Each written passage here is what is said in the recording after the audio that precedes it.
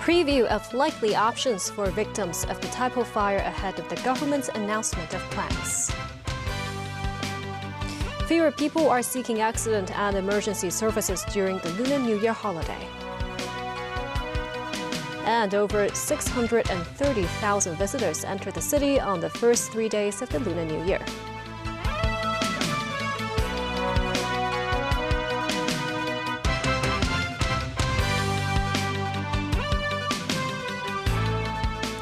Good evening, and thank you for joining us. The government's task force will review a long-term rehousing arrangement for residents of fire-hit Wanfo Court in Taipo tomorrow at the earliest. It is understood that an earlier resident survey conducted by the government showed a majority of them favor a government buyout of their property titles, and authorities could well opt for acquisition. It's understood the possibility of on-site redevelopment is slim. Nearly 3 months after the deadly fire at Wanfo Court, questions remain over the long-term rehousing arrangements for around 2,000 affected households. After the government's task force collected opinions from residents, a decision is expected soon following analysis. 有相當高嘅比例業主 Chief Executive John Lee earlier said the government is inclined to acquire the property titles from Wanfo Court owners. In the government questionnaire, authorities proposed a reference buyout offer at around $6,000 to $8,000 per square foot for flats without and with paid land premium, respectively. Reportedly, the government is considering raising the offer by around $2,000. If so, the total acquisition cost will likely surpass $6 billion.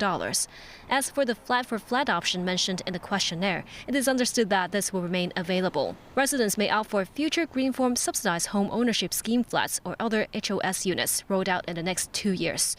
Potential redevelopment sites within the district include Chunga Road West and Kwang Fuk Park, with the earliest intake expected in 2029. Among the various possibilities for Wanfo Court owners, a leading insurance industry representative recommends the government buyout option because even though the estate is covered by building structure insurance, the claims process is complex and time-consuming.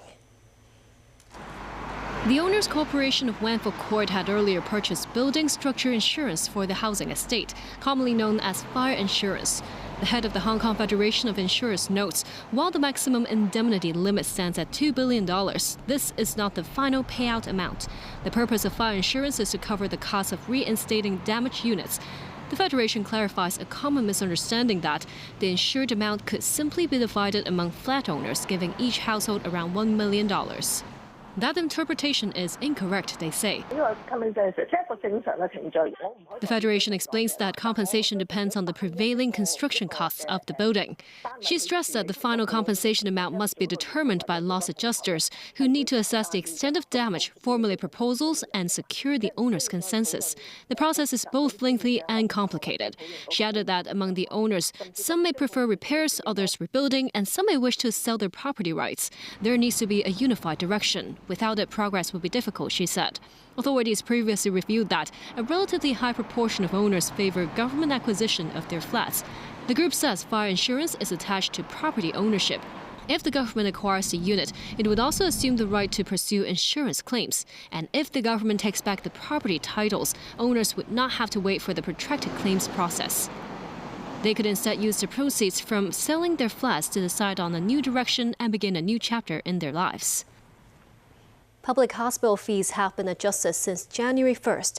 The hospital authority says that during the 3-day Lunar New Year holiday, the number of patients attending accident and emergency or A&E departments fell by more than 10% year-on-year, describing the fee reform as meeting its target.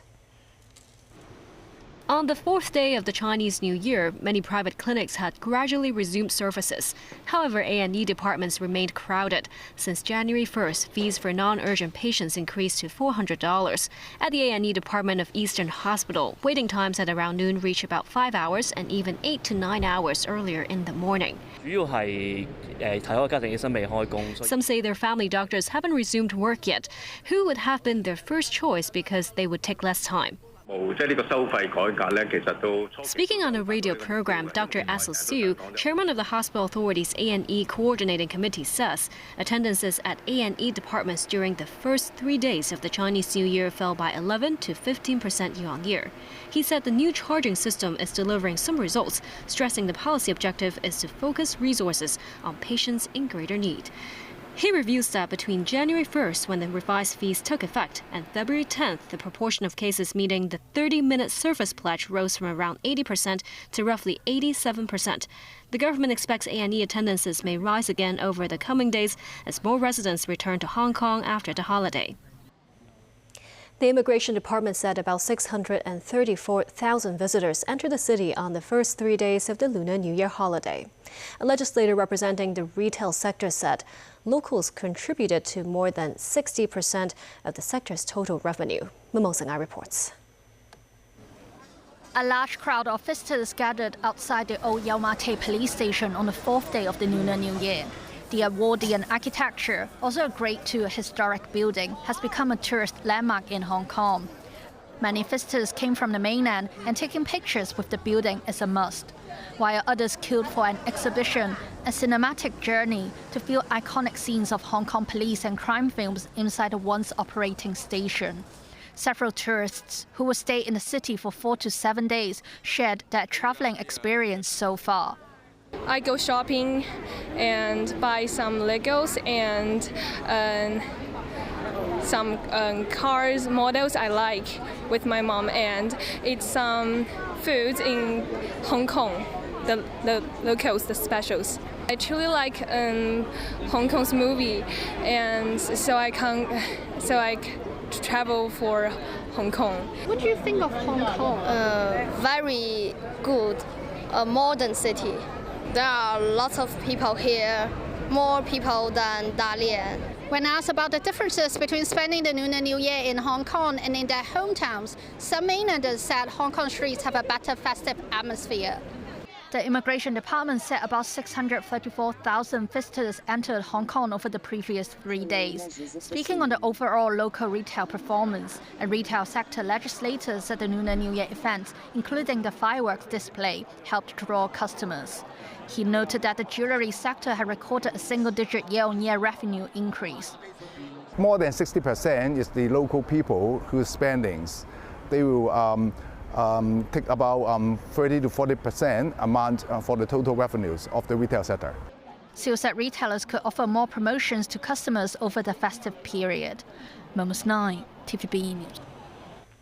The 9-day Spring Festival holiday in the mainland has passed its halfway mark. Many tourist attractions continue to see massive crowds. Some scenic spots have to take temporary crowd control measures to limit visitor numbers. The Hukou waterfall on the Yellow River in Shanxi drew large crowds. In Yunyang, Chongqing, an outdoor staircase known as the Stairway to the Clouds with 1,999 steps has attracted an average of 100,000 climbers a day during the Spring Festival holiday. Also bustling was Beijing's Tiananmen Square.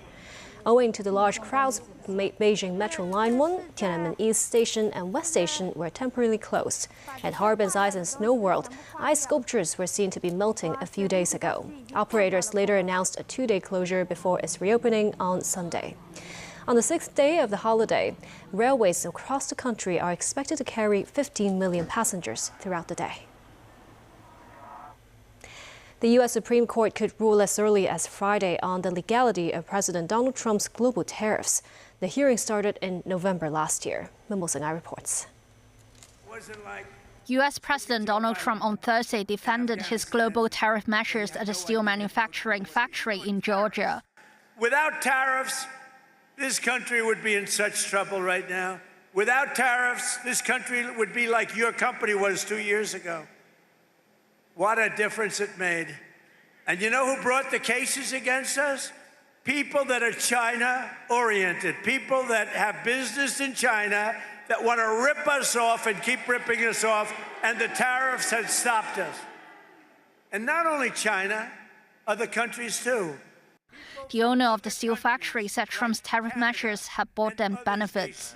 In April last year, the White House unleashed sweeping tariffs to more than 100 of countries and regions using the International Emergency Economic Powers Act. Scott Bessent, U.S. Treasury Secretary, said it would be a disaster for the Trump administration if the president lost the case because the government could be required to refund half of the tariffs. Mums 9, TVB News. The Pentagon is sending the largest force of American warships and aircraft to the Middle East in decades, including 2 aircraft carrier strike group. U.S. President Donald Trump warns of possible military action against Iran if talks over its nuclear program fall apart. Iran, meanwhile, held annual military drills with Russia, signaling they are prepared for war if talks fail. Nasser Karim with details. An Iranian naval commander boards a Russian military ship. Russian sailors stand to attention. The timing of these joint Iran and Russia naval drills is significant. It comes as the United States strengthens its presence in the region, with President Donald Trump sending America's biggest aircraft carrier, the USS Gerald R. Ford, to near the mouth of the Mediterranean Sea. Iran earlier this week launched a drill that involved live fire in the Strait of Hormuz, the narrow opening of the Persian Gulf through which 1/5 of the world's traded oil passes. Thursday's military drill saw Iranian forces and Russian sailors conduct operations in the Gulf of Oman and the Indian Ocean. China had joined the security belt drilled in previous years. Tensions are rising in the region, with recent U.S.-Iran talks in Geneva making little progress, with Washington making demands that Tehran are unlikely to accept. Aboard Air Force One, Trump was asked how long Iran has to make a deal on their nuclear program and ballistic missiles. I'm not going to talk to you about that. What is the goal if there is a U.S. military strike? Well, we're going to make a deal, or we're going to get a deal one way or the other. But with a military strike, is it to wipe out their nuclear program? I'm not going to talk to you about that, but we're either going to get a deal or it's going to be unfortunate for them. And you said today 10 days. Have you given them a deadline firm to make a deal? I would think that would be enough time, 10, 15 days, pretty much maximum. Iran has said it would launch an all-out regional war if it is attacked, remembering last year's 12-day war when Israel and the U.S. struck Iranian targets in the middle of negotiations. And still ahead, Donald Trump's Board of Peace holds an inaugural meeting in Washington. The former Prince Andrew of Britain has been released after his arrest. Thai police dressed in a lion dance costume to arrest a serial burglar.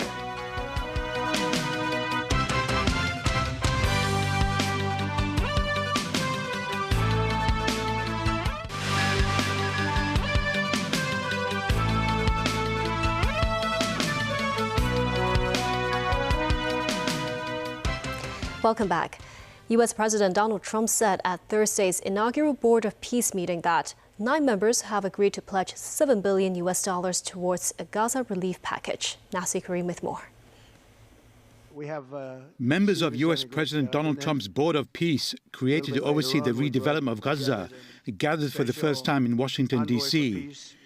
Conspicuous by their absence were leaders of almost all major countries such as China, Russia, Britain, Germany, France, Japan, while the European Union sent observers.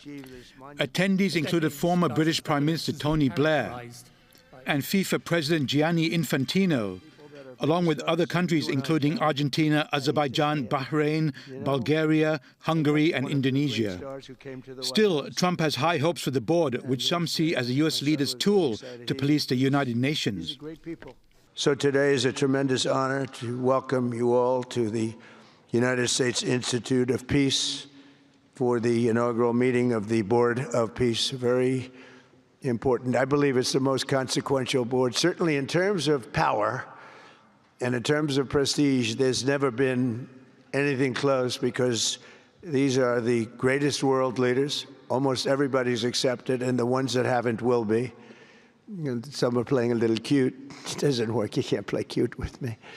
But they're playing a little bit, but they're all joining. The United Nations said it will work with the Board of Peace. As we've said, we will work and continue to work for the Board of Peace on Gaza, as it was approved and anointed in a way by the Security Council, and we want things to succeed. UN Resolution 2803 welcomed the board to help with the reconstruction efforts in Gaza, which has been devastated by 2 years of relentless Israeli bombing. Participating countries are required to contribute $1 billion to the organization. With Gazans celebrating the Muslim fasting month of Ramadan, humanitarian relief efforts are already underway through various agencies. Among the next phases of the 20-point ceasefire deal between Israel and Hamas is for a peacekeeping force to be stationed in the Strip. Indonesia has vowed to send 8,000 troops in what is expected to be a force of around 20,000 peacekeepers. Nazri Karim, TVB News. The former Prince Andrew of the United Kingdom, the younger brother of King Charles III, who is now known as Andrew Mountbatten Windsor, was released from police custody on Thursday evening. He was earlier arrested on suspicion of misconduct in public office over allegation he sent confidential government documents to Jeffrey Epstein. Daniel Rao tells us more. A car believed to be carrying Andrew Mountbatten Windsor was seen Thursday entering the Sandringham estate, following the former prince's release after his arrest on suspicion of misconduct in public office 11 hours before. He was earlier photographed in a car leaving the station near his home in eastern England. Authorities said he was released under investigation, meaning he has neither been charged nor exonerated. Earlier this month, the police said it was looking into allegations he had passed documents to the late convicted sex offender Jeffrey Epstein while working as Britain's trade envoy. Mountbatten Windsor, the second son of the late Queen Elizabeth, has always denied any wrongdoing in relation to Epstein and said he regrets their friendship. The arrest of the senior royal, eighth in line to the British throne, is unprecedented in modern times. In a statement, King Charles said, "I've learned with the deepest concern the news about Andrew Mountbatten Windsor and suspicion of misconduct in public office." Although Buckingham Palace was not informed in advance about the arrest, King Charles said the authorities had the British royal family's full and wholehearted support and cooperation. "Let me state clearly, the law must take its course," the monarch said in a statement. The King visited a fashion show in London Thursday, making no further public comment. Locals and tourists in London reacted to the arrest.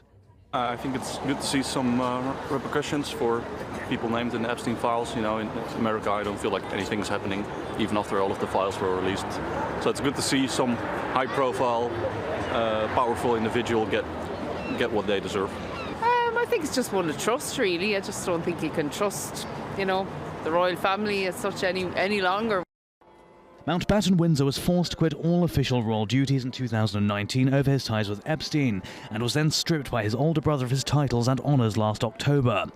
A conviction for misconduct in public office carries a maximum sentence of life imprisonment. The Associated Press assessed how the arrest affects the British royal family. There's just no hiding how really big of a problem this is for the House of Windsor. And now they're trying to put the biggest possible line between Andrew and themselves in hopes that the House of Windsor can, retain its standing within society. It's really, really a tense time for the royal family. Dan Rowell, TV News. U.S. President Donald Trump said the arrest of former Prince Andrew on suspicion of misconduct related to his ties to Jeffrey Epstein is a shame and so bad for the royal family. Tracy Furness has more. Speaking to reporters aboard Air Force One, U.S. President Donald Trump said the arrest of the former Prince Andrew is bad for the royal family. When asked if arrests could also be made in the U.S., he was quick to say he had been exonerated. Well, I'm the expert in a way because I've been totally exonerated. That's very nice. I can actually speak about it very nicely. I think it's a shame. I think it's very sad. I think it's so bad for the royal family. It's really interesting because nobody used to speak about Epstein when he was alive, but now they speak. But I'm the one that can talk about it because I've been totally exonerated. I did nothing. In fact, the opposite. He was against me. He was fighting me in the election, which I just found out through the last 3 million pages of documents. Amy Wallace, the co-author of Virginia Giuffre's memoir, said that the UK had led the way in its response to the Jeffrey Epstein scandal. Giuffre claimed she was trafficked to Britain to have sex with the former Prince Andrew in 2001 at age 17. Giuffre died by suicide last year. They haven't even interviewed people on this side of the pond. They haven't even gone after the people who have been named. And so yes, there's a lot unfolding here, but I think for anyone who cared about Virginia or any victim of sexual abuse of any kind, whether it was Epstein, Maxwell, or someone else, watching the testimony of these women be disregarded, ignored, and not acted upon by government officials who are supposed to uphold the law is an embarrassment. The UK has led the way. France is getting behind it. Norway is doing it. United States, not so far. Tracy Furness, TVB News. When police in Thailand were having trouble catching a serial burglar who repeatedly slipped through their fingers, they came up with a creative plan, going undercover in a traditional lion dance costume to get close to their elusive quarry. Tracy Furness has more. Police in Thailand's Nonthaburi province are seen tackling a man, but it is the policeman who is dressed in the traditional Lunar New Year lion dance costume. The police had to come up with a creative strategy to capture this elusive criminal, and dressing in a traditional lion costume seemed to work. Police said they had attempted to arrest the man several times, but he was quick to spot police officers and ran off. They later identified him by tracing stolen amulets he had sold and learnt that he frequently visited temples in Nonthaburi. The arrest was made Wednesday after the suspect, identified as a 33-year-old man, broke into the home of a police commander in Bangkok 3 times earlier this month, making off with valuables worth about 2 million baht. While Lunar New Year is not an official holiday in Thailand, celebrations are common and lion dances are often part of the festivities, providing the perfect cover for the operation. Police said the suspect had confessed to the burglaries, saying he stole to buy drugs and gamble. Tracy Furness, TVB News. Robots and robotic horses have joined Chinese New Year celebrations at shopping malls and shops across the mainland. Some robot rental company says their rental fees surge over the holidays. This robotic dog, fitted with a tail, transformed into a robotic horse, galloping up the slope effortlessly and gesturing blessings of prosperity. To usher in the Year of the Horse, a robot rental company says demand has outstripped supply. The daily rental fees for robotic dogs were 800 to 1,000 yuan on average, but the rates have been adjusted upwards to between 1,000 and 3,000 yuan. And that's the news. Thank you for watching.